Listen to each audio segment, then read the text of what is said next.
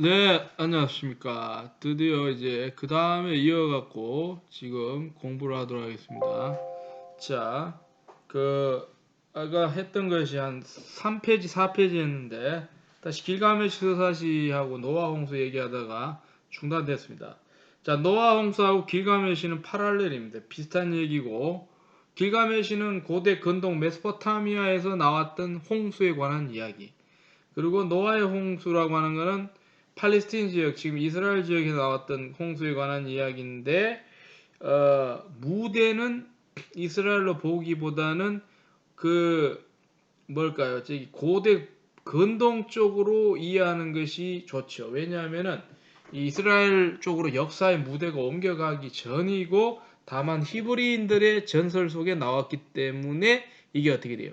그 마치 그 땅에서 일어난 것처럼 보이는데 아마도 이거는 메소포타미아 아니든지 주변에서 일어났다라고 볼 수 있습니다. 그래서 아라라산이 어디냐에 대해서 지금 말이 많은데 터키 지역이라는 말도 있고 이란이라고 말도 하기도 하고 어쨌든 그래서 이제 그 두 가지의 고대의 중요한 홍수에 관한 얘기가 있기 때문에 근데 수메르 신화하고 좀 다르게 노아의 홍수라고 하는 것은 신, 유일신이었던 히브리인들의 신 여호와 하나님이 어떻게 돼요? 그 사람들이 죄를 짓는 것이 너무 견디기 힘들어서 심판으로 내린 것이다. 그런데 길가메시는 심판으로 보기엔 좀 애매합니다. 왜냐하면 사람들이 자기를 자꾸 찾는다고 해가지고 귀찮아서 홍수를 내린 거라고 하면 이 히브리 사상은 굉장히 엄중한 성격이 있다는 거죠. 그래서 사람들이 죄가 너무 심해서 신이 견디지 못해서 한 사람만 살려놓는다. 즉 그 사람하고 그 사람 가족들 그리고 그 사람이 동원할 수 있는 각 종류별로 식물하고 동물들을 살려놓겠다. 왜? 이미 거기에는 그 홍수 이후에 전개될 역사를 전제로 하기 때문에 노아가 살아갈 수 있도록 해주기 위해서는 그 노아가 구성할 조그만 사회는 필요하다라고 하는 거죠. 그래갖고는 이제 노아의 홍수가 내리게 되고 길가메시하고 유사점이 되게 많은데 홍수가 나기 전에 미리 구원받을 사람에 대해서는 예고가 가는 거예요. 그리고 나머지 사람들은 여전히 모르고 있는 거고 그러고 난 다음에 홍수가 나서 다 죽어버리고 물에 잠기고 그러고 난 다음에 서서히 물이 가라앉아서 새로운 역사가 시작됩니다. 뭐 그런 얘기가 이제 길가메시와 노아의 홍수가 지니는 공통적인 것이다. 그러면 이제 홍수에 대한 얘기가 얘기해 주는 것은 고대가 사회에서 지금 자연재해에 대한 어떤 두려움을 갖다가 표현해 준다고 할 수 있고 이거는 재앙이라는 거죠. 카타스트로페라고 하는데 재앙에 대한 사람들의 어떤 태도랄까 그러고 난 다음에 그 당시에 물이 범람을 많이 했을 것이다라고 하는 그런 것, 뭐 이런저런 것들에 대해서 많은 이 함의를 담고 있는 것이다. 이렇게 얘기를 할 수가 있습니다. 자, 이 저자가 예를 들었던 이 길가메시 서사시를 가지고서 하고 싶은 말은 뭐냐? 앞으로 읽어보면 아는데 문명이 앞으로 어떻게 형성되는지를 갖다 미리 이렇게 예고하는 그런 글이라고 우리가 해도 될 정도로 볼 수가 있는 것이죠. 자, 그러면 시를 지나가서 4페이지의 그 다음 구절을 한번 보게 되면 이렇게 나옵니다. 자, 보세요. 오늘날의 연구에 의하면 이 고등 문화를 각인시킨 본질적인 요소들이 이 식구 속에서 신화의 옷을 입고 반추된다. 신화의 옷을 입은 것으로도 우리가 돌아볼 수 있다라고 찾아볼 수 있다라고 하는데 기술적인 완성도 그리고 기술에 대한 지식이자 노하우가 결정적이라고 할 것이다. 자, 바로 지식이야말로 과거로 되돌아가서 지속적이면서도 빛을 발하는 작품을 만들어내는 것이라고 할 것이다. 지식 속에서 표현되어지는 압도적인 면이 위력과 힘 속에서 드러나며 동시에 이것은 아버지와 아들 간의 관련이 되는 기본적 사회적 관계를 보여준다. 이 모든 것이 신의 창조라는 것으로 해석이 된다. 그래서 고대 사회에서는 해석을 모든 걸 신적으로 해석을 해버려요. 종교적으로 해석을 해버리는데 자 그러면은 이제 고등 문화라고 하는 키워드를 우리가 볼 수가 있습니다. 즉 고대 사회에서는 드디어 고등 문화가 만들어내면서 원시 시대는 끝나고 문명 단계로 진입했다라고 하는 얘기가 되는데 자, 그렇게 됐을 때에 이제 나타나는 여러 가지 현상들이 앞으로 계속 얘기가 되고 있습니다. 고대 근동 문화를 이제 도입하는 부분에서 문명론이 지금 나온다고 보면 돼요. 우리가 수업 초두에 문명에 대해서는 이미 이론적으로 다뤘습니다만 그 얘기들이 좀 더 구체적으로 나온다라고 이제 우리가 얘기를 할 수가 있는 거죠. 자, 그러면 그 다음 단락을 보면 종교의 중심을 두고 지식에 근거하는 군주의 지배라고 하는 게 나타나는 거예요. 이게 고대의 대부분 사회가 이렇게 돼요. 자, 종교가 구심점이 됩니다. 구심점, 잡아당기는 힘이 있네. 예, 이걸 갖다가 원심력이라고 해도 되고요. 종교의 중심을 두고 지식에 근거하는 무슨 체제? 강력한 한 사람이 다스리는 왕의 지배 체제, 이 군주제. 그걸 뭐라 그래요? 상했죠. 모나키라고 그래요. 모나키. 자, 모나키는 여러분 좀 알아야 되죠. 왜 모나키냐?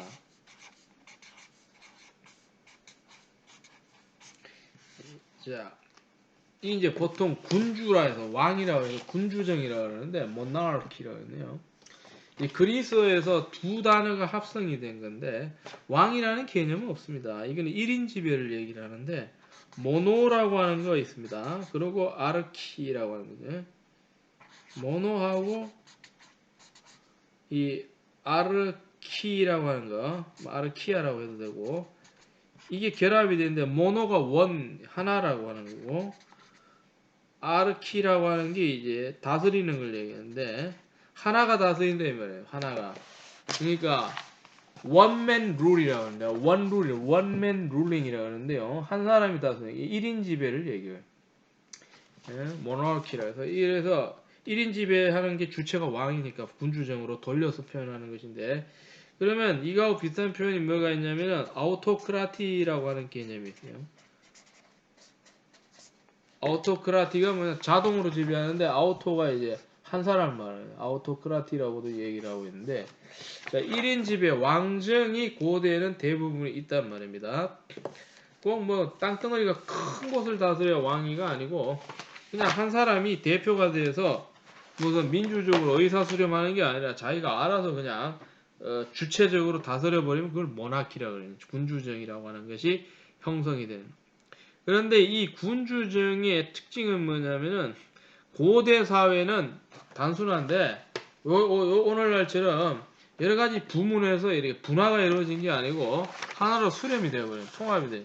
이걸 뭐라 그러냐면은 그 고대 사회는 신이 이제 종교예요. 종교하고 정치가 일치한다 해서 이걸 뭐라 그러냐 신정일치라고 얘기를 한다. 신정일치.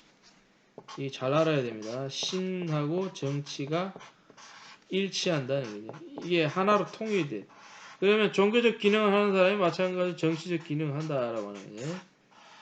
자, 신정일치라 그래가지고 이게 이제 담고 있는 뜻이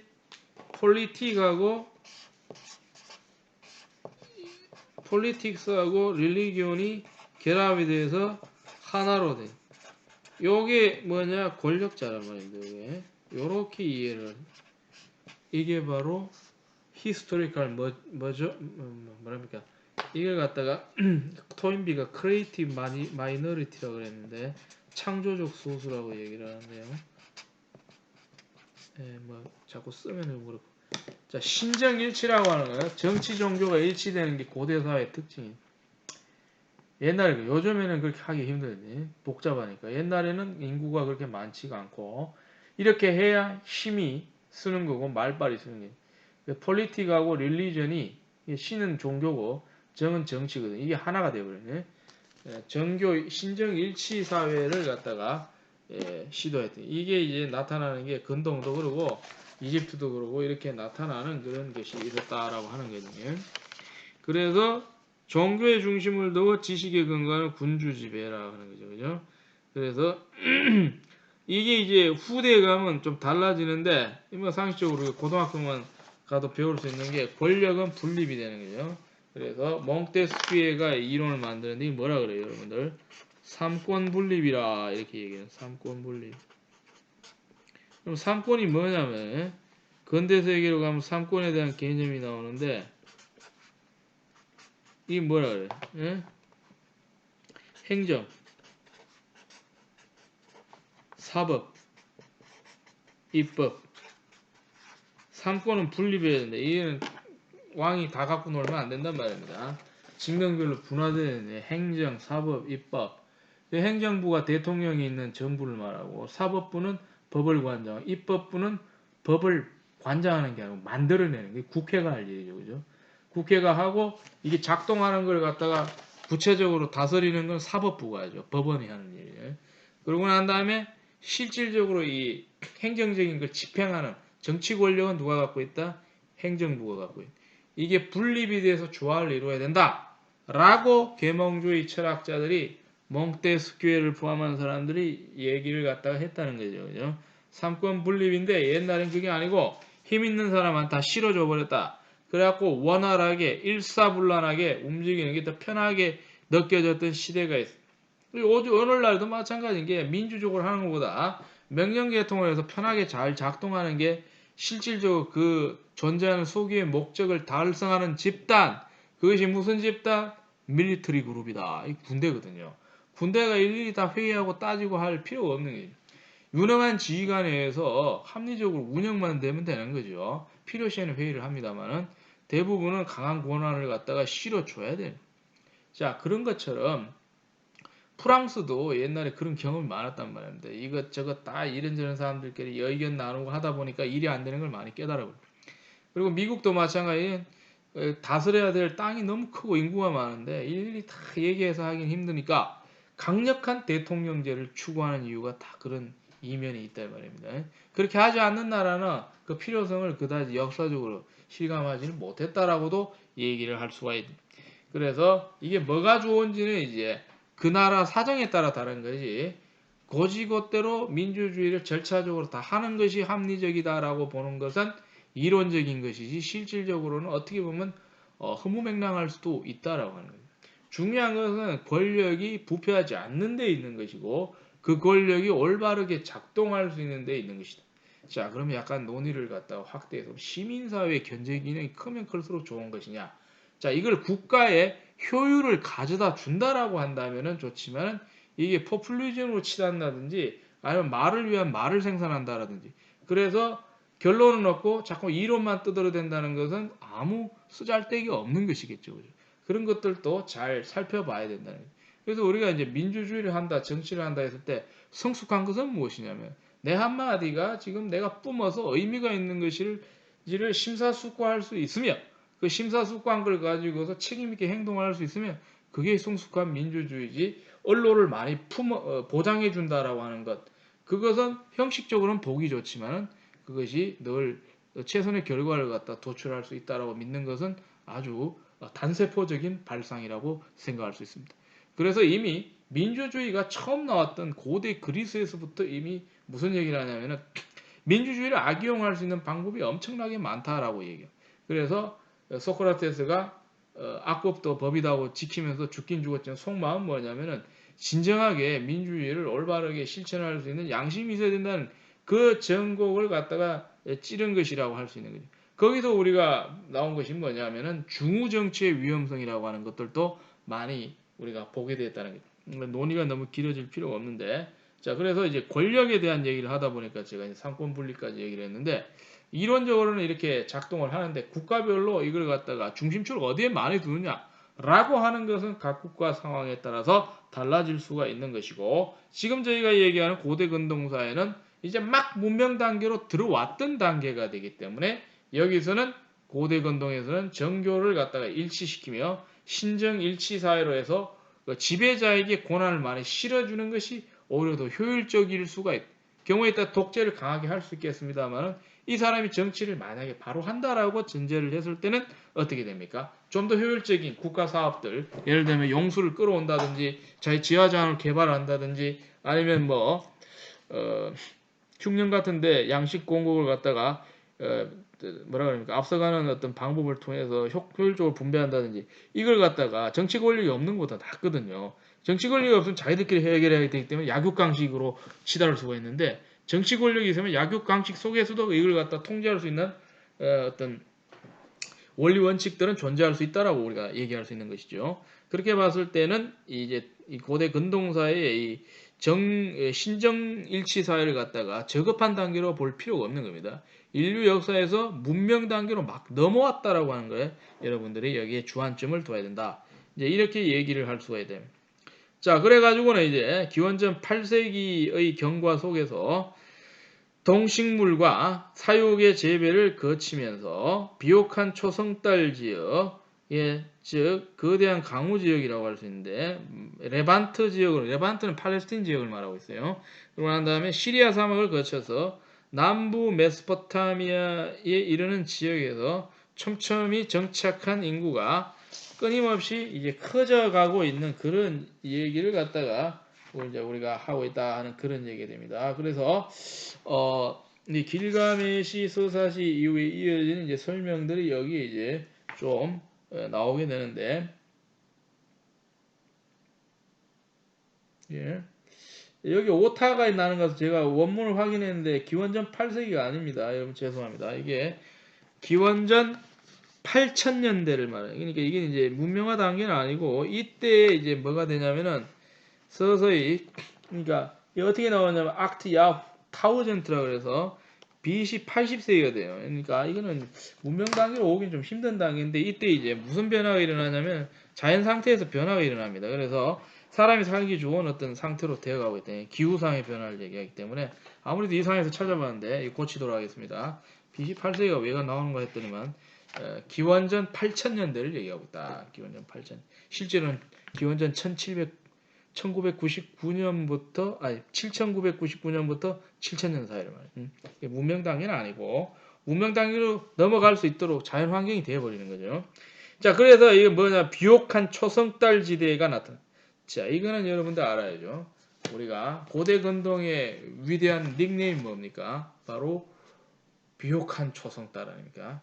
뭐 우리가 보통 뭐 이렇게 역사와 전통을 자랑하는 것들 앞에는 닉네임, 형용사 수식 어구가 붙죠. 그죠? 예를 들어서 제가 가끔 얘기하는데 스페인 남자 축구의 전성기 2008년부터 2012년까지를 우리 보통 무적이라 그래서 무적함대라고 하는 이 수식어가 붙는 것처럼 뭡니까? 이 고대 근동을 얘기하는 전형적인 수사어구 따라 붙는 수식어가 뭐냐면 비옥한 초생달이라는 거죠. 그림을 그려보면 이게 반달 모양으로 된 그 지역에만 고등 문명이 발달해 조건이 좋았던 사람 살기 좋은 곳이어서 문명이 발달했다는 거죠. 그래서 이 그림을 그려보면 이렇게 된단 말입니다. 오늘날 잘 보세요. 이렇게 초성달처럼 생겼다 이 말이에요. 초성달. 그러니까 초성달처럼 생기면 어떻게 되느냐? 이게 뭐냐면 이렇게 하는데 유프라테스와 티그리스 강이 있고 위로 올라가면 여기 나중에 아시리아의 본거지가 되고, 그리고 이게 시리아 지역이고 위로 올라가면 히타이트가 되고, 여기에 이제 지중해 해안을 따라서 팔레스타인 이스라엘이 사는, 그러니까 이쪽으로 넘어가면 이집트로 넘어가는, 자 요렇게 봤을 때에 이 빨간색으로 그려져 있는 이 초성달 지역, 그죠? 유프라테스 강과 티그리스 강과 아시리아가 나중에 생기고 이쪽은 팔레스타인 해안이 돼서 이스라엘이고 옆에는 이집트가 돼. 이 비옥한 초성달 지역을 뭐라고 표현한다?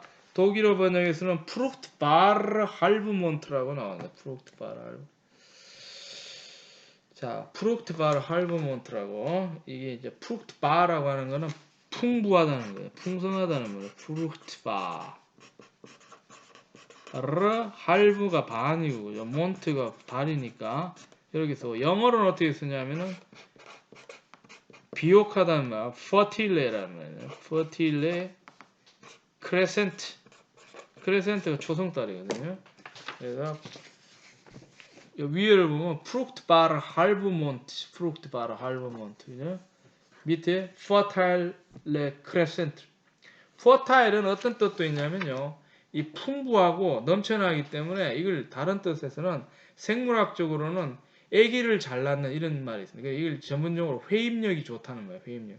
예를 들면 어떤 여자는 평생에도 아무리 노력해도 애 하나 나올까 말까 하는데 어떤 여자는 뭐 마음만 뭐 20명 30명 나온다. 그러면 후자를 뭐라고 그러냐? 회입력이 좋다는 거예요. 이건 뭐라고 그래요? fertile. 풍성하다는 거예요. 풍성. 열매가 나오죠. 생명이 나오니까. 그래서 fertile crescent다. 그래서 여러분들 아시다시피 저의 이메일도 푸어타일 크랙까지 만들었어요. 20년 전에 만들었습니다만은 하다 보니까 만들어요. 예전에 만들 때 1시간 걸렸어요. 하도 그때 이 메일을 갖고 있는 사람이 많아가지고 한 2시간 만에 만들었는데 한 100몇 번 시도해서 만든 거 아직까지 쓰고 있습니다만은 이 푸어타일의 크랙이라고 하는 게 아무래도 괜찮겠다 하니까 요거는 만든 사람이 없더라고요. 뭐냐 전문적인 용어이기 때문에 안 쓴다고 해요. 그래서 이 비옥한 초생딸 지역에 어떻게 돼요? 사람들이 바글바글 몰려 살게 됐다. 그래서 이 굉장히 중요하다 이런 말입니다. 자, 그래서 레반트라고 하는 거는 이제 팔레스틴 반도를 말하고, 자, 그래갖고는 이제 남부 메소포타미아 이런 지역에 촘촘히 인구가 정착을 하는데 끊임없이 늘어나더라. 이 도시가 발전하려면 반드시 중요한 거 인구가 많아요. 인구 갖고 우리가 할 수 있는 게 한도 끝도 없이 많다. 인구 갖고. 인구가 굉장히 결정적으로 중요하다는 거죠. 그래서 인구가 적으면 뭐가 안 된다? 선진국이 될 수가 없다. 왜냐하면 국가 기관 산업을 일으켜야 되는데 어떻게 머리 쓰는 것만 할 수 있겠냐 말이죠. 제조업도 해줘야 되는 거고 그리고 한다 고등 테크닉 산업도 해야 되고 그러기 위해서는 인구가 어느 정도 많아야 돼요. 그래서 보통은 이제 우리나라도 인구가 좀 더 많으면 유리한데 남북 통일이 되면 7천만 정도 된다 보면 그거 갖고는 좀 힘들어요. 일본처럼 1억이 넘어야 돼. 1억에서 2억이 돼야지 그 선진국으로 갈 수 있는 여건들도 있고 가장 중요한 거는 그 군사력이거든요. 군사력이 아무리 우리가 뭐 인구가 안 중요하다고 말을 하지만 인구가 결판 내거든요. 마지막 최종 마무리는 육군 보병이 가서 끝내는데 로버트가 가서 싸울 수가 없단 말이에요. 그러면 그 나라 인구에서 전쟁 수행할 수 있는 전투력이 많아야 되는 거죠. 그러기 위해서는 이제 인구가 많아야 돼. 그러니까 인구가 많으니까 협업을 통해서 건물을 자꾸 만들어내면서 필요를 충당을 하는 것입니다. 그래서 이제 인구가 이제 늘어난다는 게 굉장히 중요하다. 자, 그리고 농업만 한 게 아니라 그 외에도 다른 경제적인 활동들, 수공업 이런 것들이 있어요. 요즘처럼 뭐 이렇게 뛰어난 수공업이 아니고 겨우 뭐 도구 좀 어설픈 거 가지고 막 이렇게 막 해보는 겁니다. 그래서 뭐 좋은 거 만드는 건 아니고 이제 생활에 필요한 거 겨우겨우 만들어내는데 이것도 우리가 공업으로 보는. 그래서 손으로 만든 기계가 아니니까 이게 뭐라 그래? 손숫자로 써 수공업이라고 해요. 매뉴팩처라는 매뉴팩처라고 그러면 안 돼. 만우가 손을 맞는데 손으로 뭔가를 만든다면 매뉴팩처 맞습니다. 매뉴팩. 라틴어의 만우가 이제 손이라니까. 물건 교환들이 이제 두드러지게 이제 발전이 됐다. 성장을 하죠. 그죠? 그 초기적인 전문화와 더불어 소유 관계가 변화되고 사회적인 연관 관계가 복잡하게 돼. 자, 전문화라고 하는 거 여러분 알죠? 그죠? 이 일을 해도 그 조금만 잘하는 게 아니라 각 사람마다 이제 서서히 자기가 잘하는 게 정해져 있어요. 이게 당연한 거예요. 오늘날 사회가 보세요. 여러분 궁금한 밖에 나와서 이 도로를 따라서 해보세요. 간판 걸어놨는데 똑같은 간판만 계속 나오지 않습니다. 여기도 구두방이고 여기도 구두방이 그렇게 않습니다. 구두방 지나면 옆에 제과점 나왔다가 그 전자오락실 나오다가 또 뭐 나옵니까? 또 뭐 슈퍼마켓 하나 나오다가 또 분식점 나오고 종류별로 다 나와요. 종류별로 나온 건 도시라는 게 문명이라고 해요. 각자가 자기가 할 수 있는 게 정해져. 모든 사람이 다 이게 의대를 가면 안 되는 거죠. 그럼 나머지 일을 누가 합니까? 기술적인 거. 그러고 난 다음에 머리 쓰는 뭐 인문학적인 거. 그러고 난 다음에 뭐 예술적인 거. 종류별로 해갖고 학교도 과가 종류별로 다양하게 많아야지 우리는 의대만 만들고 우리는 법대만 이러면 안 된다. 그러니까 이때 이미 뭐가 있냐 전문화가 이루어지기 시작한다라고 해요. 이 원문에 뭐로 나오냐면 슈페циализирung이라고 나와요. 슈페циализing. 그러니까 슈페셜리제이션이 된단 말입니다. 전문화로 특화라고 번역도 많이 하는데 요 번역은 위험해요. 왜냐하면 특화라고 하는 말이 너무 비좁은 의미를 담고 있기 때문에 전문화가 좀 더 적합하다. 슈페циализирung 전문화라고 하는 슈페циализирung이다. 전문화가 굉장히 중요합니다. 그러면 사람마다 분화가 이루어져요. 나는 이거 만들고 너는 이거 만들고. 그래야 이게 골고루 많은 사회는 발전하는 사회고 요걸 덩이 얻고 국가는 발전하는 거고 지배자는 그걸 갖다 활용할 수 있는 것이다. 소유관계가 변화되고 소유관계 변화됩니다. 이게 굉장히 중요한데 왜 변화되겠어요? 이게 이제 결국은 뭐냐면은 이 복잡한 사회에서 소유라고 하는 게 어떻게 정해집니까? 아무래도 힘의 우열에 의해서 결정이 되니까 어떻게 됩니까? 가지는 사람, 덜 가지는 사람 반드시 생겨나게 마련이다 이 말이에요. 자, 그러고 난 다음에 사회적 연관관계는 어떻게 됩니까? 복잡하게 되죠. 예전에 원시 시대는 그런 개념이 없어요. 그냥 난 내대로 막 살고 넌 너대로 살고 운 좋으면 살아남고 재수 없으면 오늘 먹을 거 먹고 하면은 굶다가 이제 돌아가시고 하는 그런 상황인데 이때는 전문화되기 때문에 예측 가능해질 수 있습니다. 누가 무엇을 갖다 생산하니까 긴급할 땐 내가 얻어먹을 수 있는 여지가 있다. 인간관계만 좋으면 얻어먹겠죠, 그죠? 그런 식으로 이제 얻어먹고 나중에 내가 갚고 이런 개념도 생겨나. 이걸 뭐라고 하면 사회라 그러지 않습니까? 사회. 이런 것들이 이제 생겨날 수 있게 되는 거죠. 그러니까 이제 분쟁이 자꾸 생기지. 예? 인구가 많으면 분쟁이 생겨요. 그러니까 뭐가 필요합니까? 궁극적으로 나중에 가면은 법이 필요해요. 분쟁을 조율할 수 있는 뭔가 규정이 필요하다 이런 게. 그래서 규정이 요구됐다는 말을 쓰죠, 그죠? 분쟁 이 규정을 뭐라 그럽니까? 이 독일 말로 여기는 어떻게 해요? 레겔룽이라고 나왔거든요. 이걸 뭐라 해요? 레귤레이션이에요, 레귤레이션. 예, 우리 스포츠에도 규정 있잖아요, 그죠? 오펜스 파울, 디펜스 파울 해가지고는 뭐 농구 같으면 반칙 5번 하면 퇴장 뭐 이런 걸 전부 레귤레이션이에요, 규정이라고 해요, 규정. 규정은 단순히 무서운 법이라기보다는 간단한 어떤 원칙을 만드는 거예요. 요거 못하면 요렇게 처리하고 저거 못하면 이렇게. 이 규정들이 나오게 돼요. 또한 차별적인 정치 종교적 조직에 대한 필요도 결과적으로 대두하게 됐다. 그래서 지도적 인물들과 제사장들이 중요성. 종교사회거든요. 종교적 심성이 있으니까 종교를 대변해 줄 수 있는 그 누군가가 나타나요. 종교적 지도자가 있을 때는 굉장히 큰 역할. 오늘날에는 좀 그다지 그렇지 않아요. 옛날하고 심성이 달라서 인구에 그 적지 않은 많은 사람 무신론이 되게 많습니다. 그렇기 때문에 종교 지도자가 뭐라고 뜨더라도 요즘 같은 경우는 대놓고 욕도 하죠. 그죠? 옛날에 이렇게 하면 벌 받는다고 생각해서 그런 생각조차 못했는데 요즘 이게 많이 변하는 거죠. 그죠? 옛날 같으면 뭐냐면 대부분이 사회가 다 종교 사회이기 때문에 그 특정 종교를 믿게 돼 있어요. 그러면 거기에 어떤 영향을 가지는 사람이 뭐라고 얘기하면 따라가게 돼 있습니다. 그러면 뭐가 되냐면은 그게 잘 돌아가면 사회가 원만해지는데 이 정치적으로 이용을 하죠. 그죠? 자기의 어떤 이익을 위해서 헛소리를 할 수 있습니다. 그러면 여기에 뭐 권력이 부패할 수가 있는 여지가 벌어지는데요. 어쨌든 간에 이제 종교의 의미도 굉장히 중시되어지는 그런 사회로 나아갈 수 있는 것이다. 자, 그래서 요런저런 얘기를 하다가 여러분들 요런 이제 종교로 들어가는 길들이 열리게 되는데 좀 궁금한 사람도 있죠. 지금 이제 메소포타미아에 각 문명이 생겨가지고 곧 이게 이제 퍼져가는 얘기를 하게 되는데 요런 거에 대해서 앞으로 얘기할 것도 마찬가지인데 궁금한 사람은 여러 번 얘기했죠. 우리나라에서 나온 한국말로 만든 책 중에 번역서라 하더라도 그 내용 자체가 아주 잘 되어 있고 굉장히 실속 있는 게 바로 고대 근동 역사라고 했습니다. CLC라고 해서 기독교 문서선교회에서 만들었던 이 책. 이 책을 보시면 중도간에 반드시 있습니다. 이게 필요한 사람 사서 봐도 되는데 그 인터넷 주문하면은 금방 나올 겁니다. 교보에서 아마 주문될 건데 이거를 49에서 76페이지를 보면은 지금 얘기했던 고대 근동에 관련된 첫 번째 현상, 문명화 현상이 나오는데 우룩에서 일어난 현상 이걸 갖고 이제 설명이 되어 있는데 여기 이제 목차를 보면 그런 게 있는데 말이죠. 이제 잠깐 보겠습니다만 여기 보면 이게 보면 1, 2, 3부가 있는데 1부에 2장이 됩니다. 보면은 우룩 현상이라고 나옵니다. 우룩 현상이라고. 우룩 현상이라고 나오는데 나오죠. 그죠? 우룩 현상이라고. 49페이지에서 76페이지까지를 보게 되면 그런 우룩의 현상에 대해서 지금 얘기하는 걸 아주 자세하게 우리는 여기 한두 페이지밖에 안 하지만 여기는 30몇 페이지에 담고 지금 설명하고 있어요. 도시의 기원, 문자와 행정의 발전, 우룩의 평창, 그 이후 이렇게 해갖고 나오니까 한번 참고해서 보는 것도 좋겠다.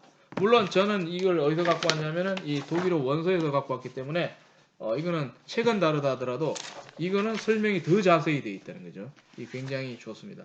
뭐 서양 고대사에 뭐 1지분밖에 안 되죠. 그죠? 우리는 그리스도 해야 되고 로마도 해야 되니까 이걸 갖다 뭐 저는 필요한 책이라고 지정해 놨지만 여러분에게 강하게 얘기는 못 합니다. 이걸 반드시 갖고 있습니다. 이런 얘기할 필요 없는데 본인이 공부하다 필요하면 아무래도 도서관에서 보는 것보다 하나 갖고 있는 게 좋겠죠. 그러니까 확보를 하는 것이 아마 유익할 거라고는 생각을 하는데 자 그렇게 해가지고 이렇게 됐다는 겁니다. 그러고 난 다음에 이제 4천년기 중엽 이제 5페이지에 이제 그 첫 번째 단락 끝나고 두 번째를 보게 되면 점점 커져가는 기후 변화와 이런 속에서 눈과 비의 강하가 줄어드는 속에서 그럼 강수량이 줄어들겠죠, 그죠? 남부 메소포타미아 생활 조건이 향상이 된다.